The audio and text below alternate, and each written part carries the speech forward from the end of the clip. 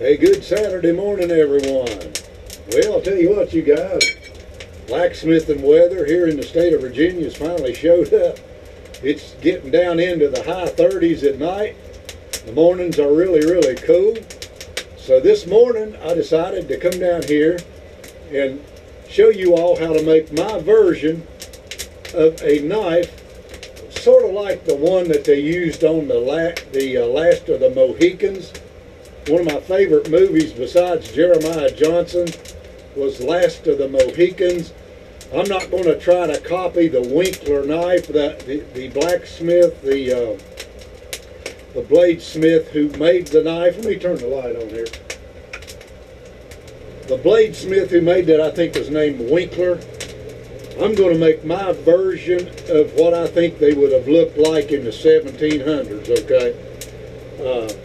There were more just a little short bladed, somewhere in the tip, maybe 10 inches long, with of course the 5-inch handle on them. And I'm just going to make my version of it and show you how to do it, okay? So I'm going to take the rest of the metal that I used from my dad's knife that I made, where he drove this piece of metal in the ground, and we discovered that it was high carbon. It was heated up. We're going to take it and forge it into a 1700s knife, sort of like the one they would have been using at that time and would have been given out to the Indians and to the settlers, okay? So with that, we're getting the forge really good and hot, and we will get on with this project. I'm going to take the grinder, I'm going to clean up the rust that's on this. To a certain extent, it's not going to be perfect because it's really pitted, but I wanted to just get on here this morning and do this just to show you guys how it's actually done. All right, you all, here's what's happening. So we know we've got a piece of metal here. My magic marker will work. What we're going to do is we're going to it's already flat. We don't need to flatten anything. We just need to chamfer the edge and then forge this off to a point on the end, which is what we will do. And that's just exactly what them 1700 knives looked like. They weren't things that you see really fancily made or anything. It was almost like a butcher knife. So what we will do, we will forge this end of this piece of metal down to a point. Then we'll come in here and we will chamfer the edge of it.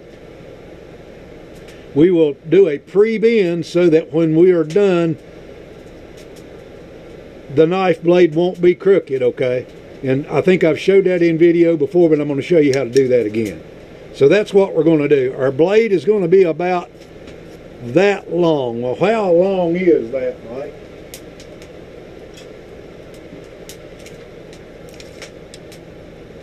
They were typically, you guys, about 8 inches long. Well, that right there is marked at 6 inches. So what we're going to do is we're going to come back here to about 8 inches. Nothing fancy, okay? We will point this off. Remember, these were made to take a victim out of, take a soldier out of battle, whichever one it was. So let me get the rust off of this and then I'll show you what we're going to do.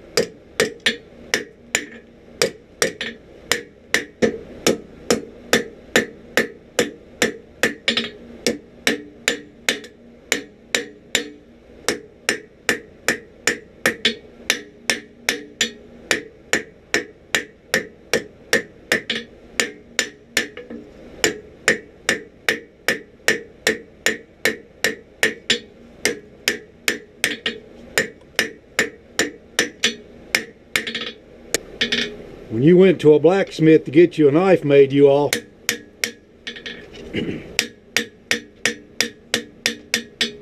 this is exactly how they done it.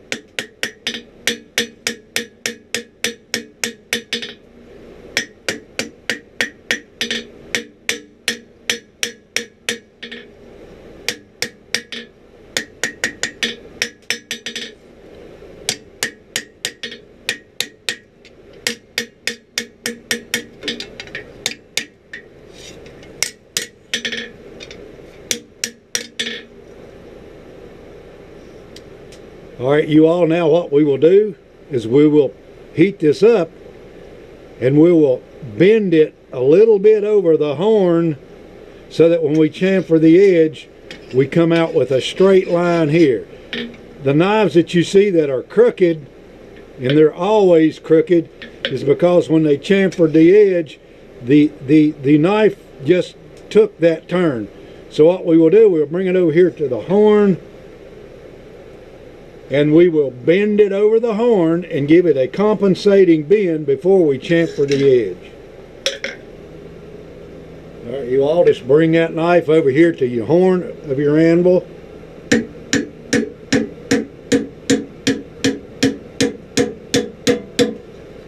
Bend it.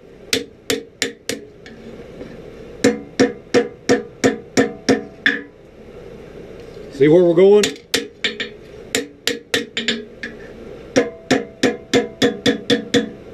That should be enough right there. Now we will come back and we will chamfer the edge, and you will see that this will straighten back up. So I'm doing you some close-ups. I know this is not perfect lighting in here, but we can get the job done this way as well. I think you'll learn something from this particular video. Now, I'm not blowing the fire really hot. I'm not going to drag you over and show you that this time. I've got it on low air. We just want to heat this up to the perfect heat, and then bring it over here and chamfer the edge up. All right, we'll start right at the tip.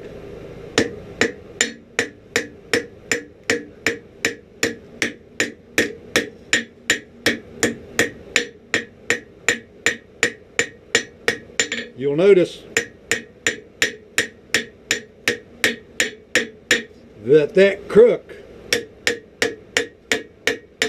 that bend, will start to straighten out when you chamfer the edge. Now, right now, see that? You can tell it's straightening it back up. Now, I need to do that about 2 more times.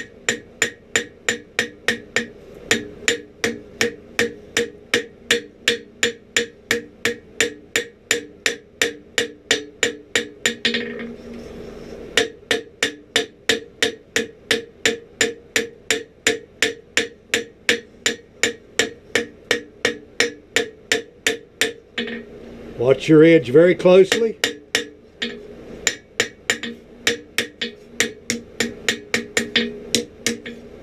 See how it's straightening up? Now one more time with the little hammer, you all, and this thing will probably straighten almost all the way up. And you can see it's taking a curve right here. But we're going to fix that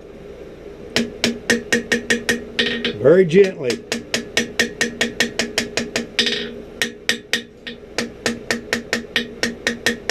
Take the curve back out of your tip.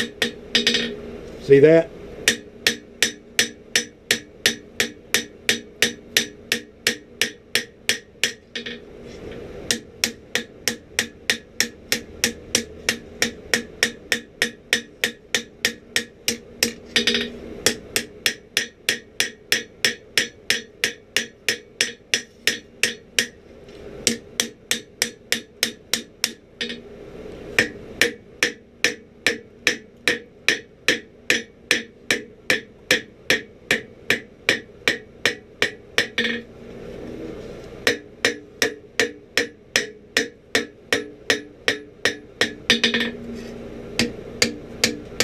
very gently. Take that bend back out of that knife blade. Guys, this ain't rocket science.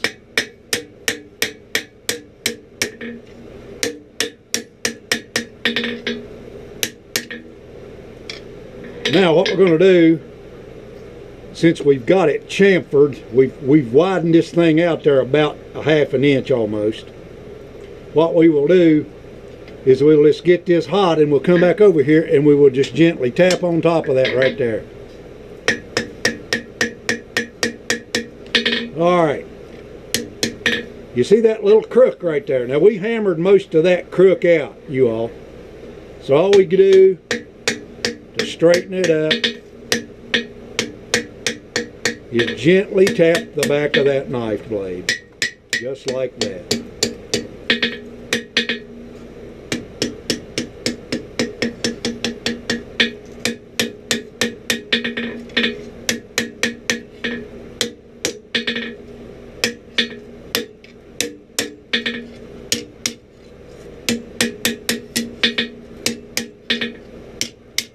So now there's our blade established, okay?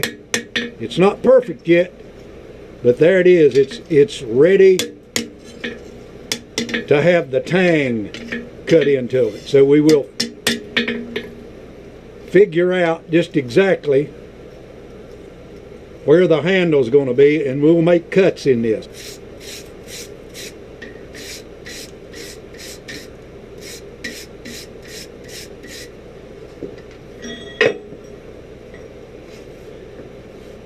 Helper time, ain't you guys?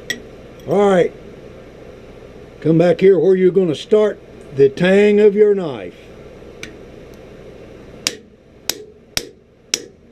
And make you a cut, just like that right there. Put it back in the fire and cut it. Now you all, I took the grinder over there and I cut that out, okay? So what we want to do is we want to split this out through here. We're just marking it.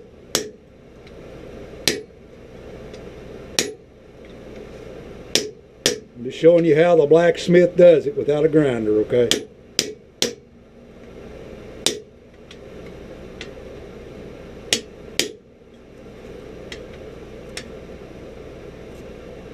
Believe you me, without a helper, you all, this ain't funny, okay? But I think you can see this mark right here. We'll come back and we'll cut every bit of this out to about 5 inches long, okay?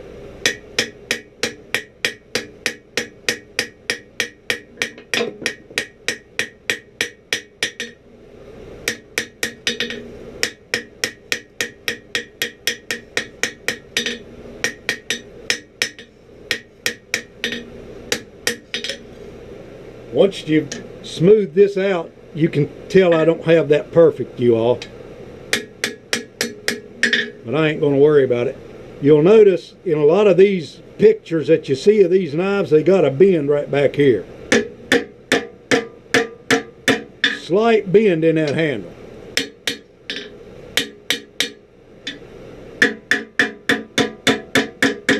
And that's what we're going to do with this one. We're going to make us a slight bend.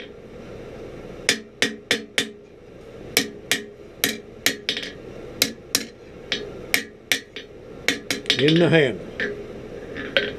Now the next thing we will do is we will heat the blade up and we will take the flatter and we will flatten that blade out.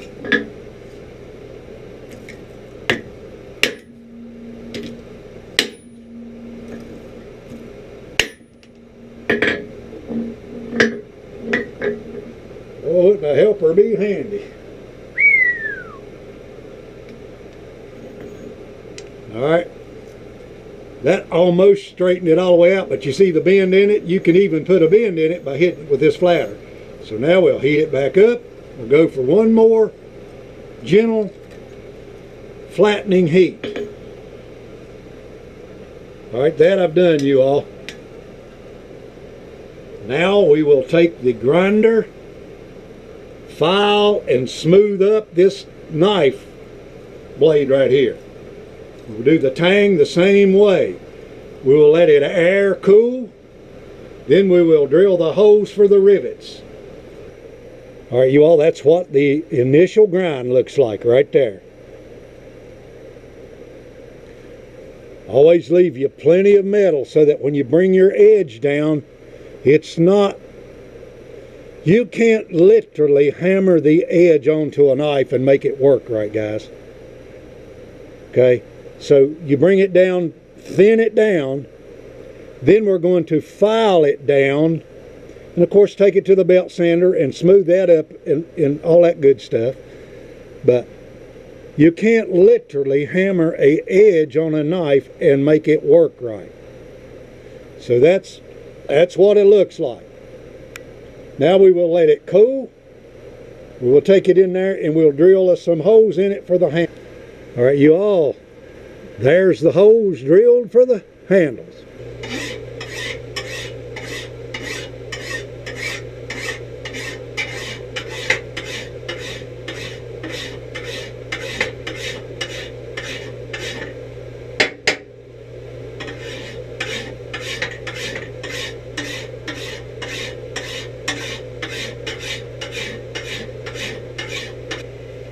Now let's take this around to the belt sander, you all, and put us an edge on it so that we can harden it.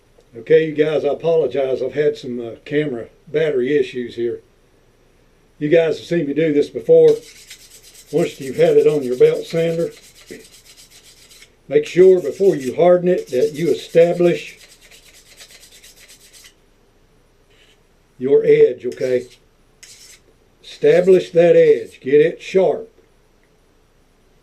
That way when you come back with your diamond stone to sharpen it, there won't be any flat spots on top of it. So let's take it around to the forge and we'll harden it.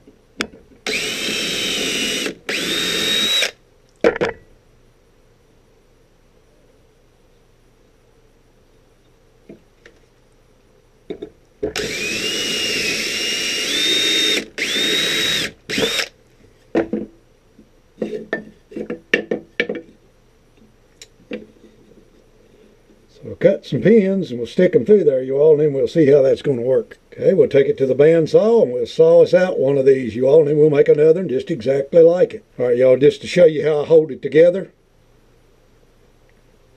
It's just the easier way of trying to do it, especially if one of your holes didn't perfectly line up. Those did.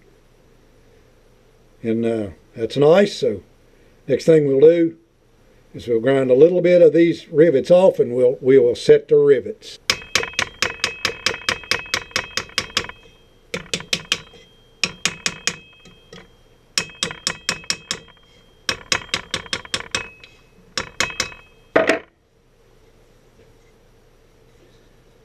All right, we'll take it over here and put it in the vise.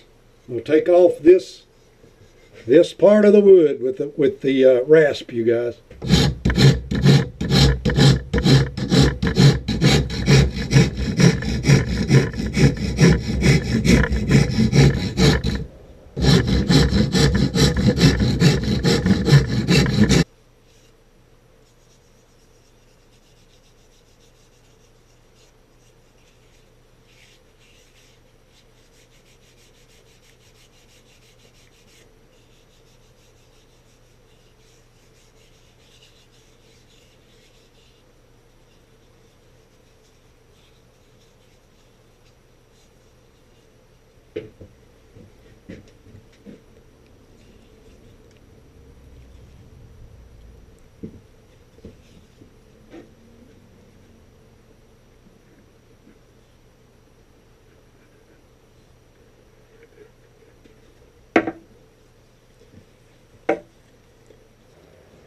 All right, you all, it took me about 4 hours to make this knife right here.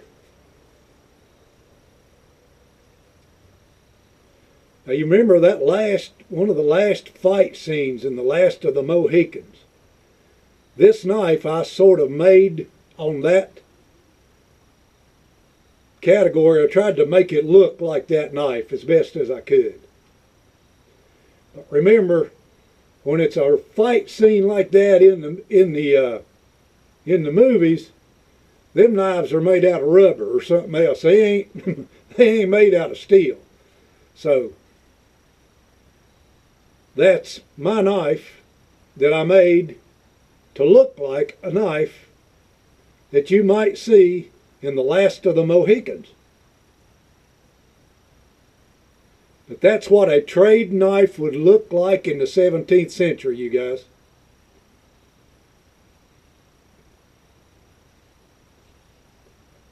It's got a 5-inch handle on it. The blade is 9 inches long. So it's a pretty good sized knife to rip your scalp off with, or whatever else you're going to rip off of your enemy. But of course you could skin the deer or whatever else you want to skin with it as well. So that turned out to be a pretty good balanced knife, you guys. And I think it will do the job. In another video I'm going to do one more how to make a sheath video and show you a different way of doing it this time. And you know, just to make an authentic looking sheath for this particular knife right here. With that, you all, may the good Lord bless you. Until next time, so long for now.